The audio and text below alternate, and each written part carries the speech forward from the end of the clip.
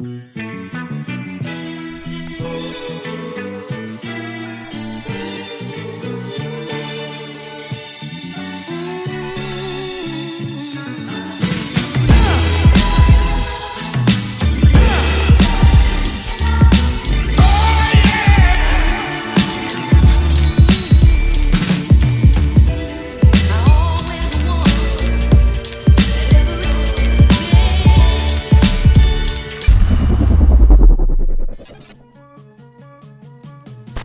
what's good guys? This is Nightwing2303 from WearTesters.com. Today we got a quick detailed look and review of these bad boys right here. This is the Air Jordan 12 from the International Flight Pack. Now before we get up close and personal with these guys, it's story time. On September 12th, 1996, MJ traveled to Tokyo with some of the league's best for the Hoop Heroes basketball clinic. In front of 32,000 fans, he showed off his skills in a series of one-on-ones, challenged one of his teammates to a game of horse, and took part in a friendly exhibition game against some of Japan's famous sumo wrestlers. The latest Air Jordan 12 celebrates the event with a print inspired by the kimonos the wrestlers wore during that game. As Uncle Drew might say, don't reach, young blood, don't reach. And he also might say, you reach, I teach.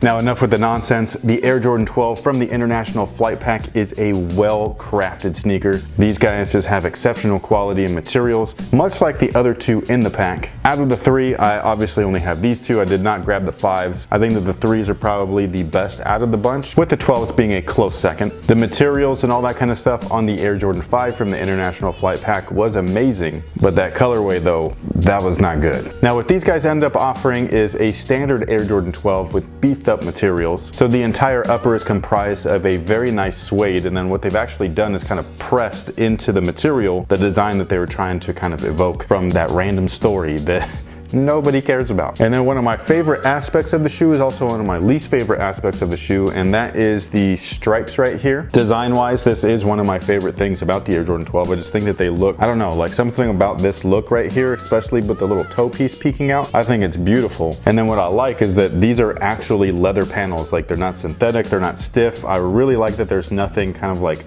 blocking the flex area like what we have gotten in some of the past models, like the black and red Air Jordan 12s, which I really love, but they're really like kind of like weirdly stiff in the front and everything. They're kind of like boxy, which is very different than the actual original shoe, which makes them kind of uncomfortable to wear. These guys though, very soft up front. I absolutely love it. It reminds me a lot of the originals. Now the thing that I don't like about it is the texture that they used.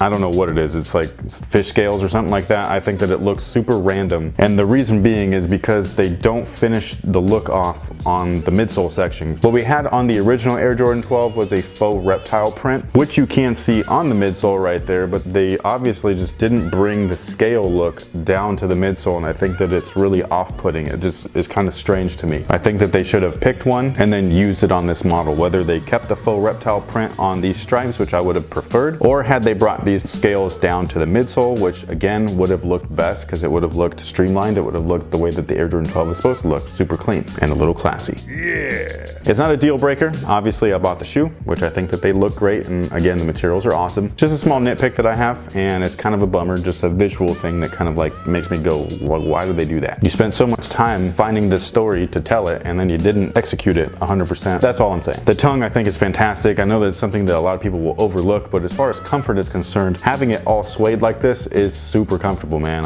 I love this. The interior lining as well as the heel tab actually points to that story that we talked about earlier. And then the outsole is just a beautiful thing. Herringbone traction pods highlighted in red, pops really nicely off that sail look. And that's pretty much all she wrote. I think that these things look great, with the exception of that little like texture issue. The story behind them is a reach, I'll admit, but the final product I do think is great. And again, I think that the materials alone are worthy of a purchase. However, the purchase price is $200. That is pretty expensive. I really hope that we're not seeing a slight price increase with these next few retros, because they did that with the old OVO Drake Jordan 4, but now known as the Raptors 4s. Those were $200 as well. Great quality though, but I think that we're sneaking up on a price increase here, which it sucks. Now, as far as fit is concerned, these guys right here fit me true to size, but whatever you normally wear in an Air Jordan 12, that's what I would recommend going with here. Tech specs on these guys are fantastic, especially for on-court use. And yes, the Air Jordan 12 is exceptionally playable. It's one of my favorites. favorites. So what we have here is a Phylon midsole, full-length zoom air unit. It gives you a really nice springy ride, especially once broken in. That being the drawback is that these do require quite a bit of braking time. There's a full-length carbon fiber shank plate right there. It runs up into the forefoot, so these guys do feel very stiff at first. You definitely have to break that area in. Like it's not a joke. You need to break these things in. It's kind of like a foam posit,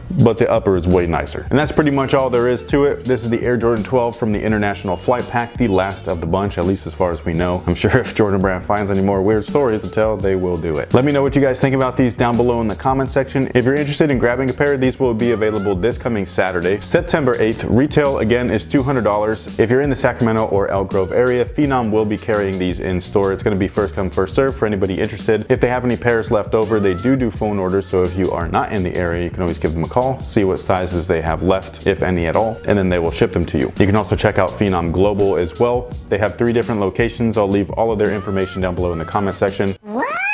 Not the comment section, the description box. I always get those 2 things confused. And that pretty much takes care of it. Thank you guys so much for watching. Thanks for all your support, and until next time guys, have a good one.